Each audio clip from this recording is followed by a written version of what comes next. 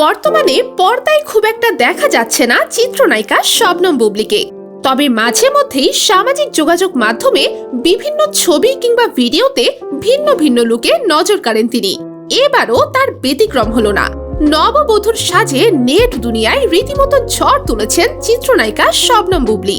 সামাজিক যোগাযোগ মাধ্যমে ইতোমধ্যে চিত্রনায়িকার বিয়ের সাজের কিছু ছবি ভেসে বেড়াচ্ছে, আর এতেই শোরগোল পড়ে গেছে নেটিজেনদের মাঝে।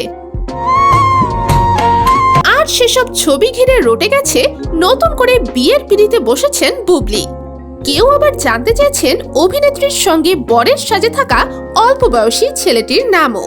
এবার সেই বিয়ে বিতর্কে মুখ খুললেন বুবলী।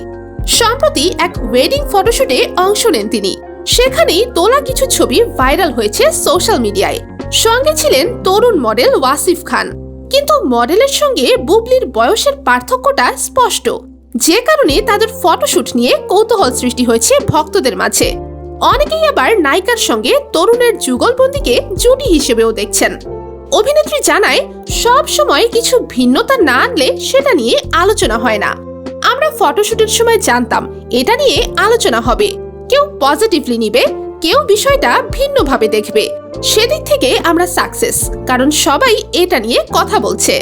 তো ভিউয়ার্স, শবনম বুবলী ও তরুণ মডেল ওয়াসিফ খানের জুটিকে আপনাদের কাছে কেমন লাগে অবশ্যই কমেন্ট করে জানাতে ভুলবেন না।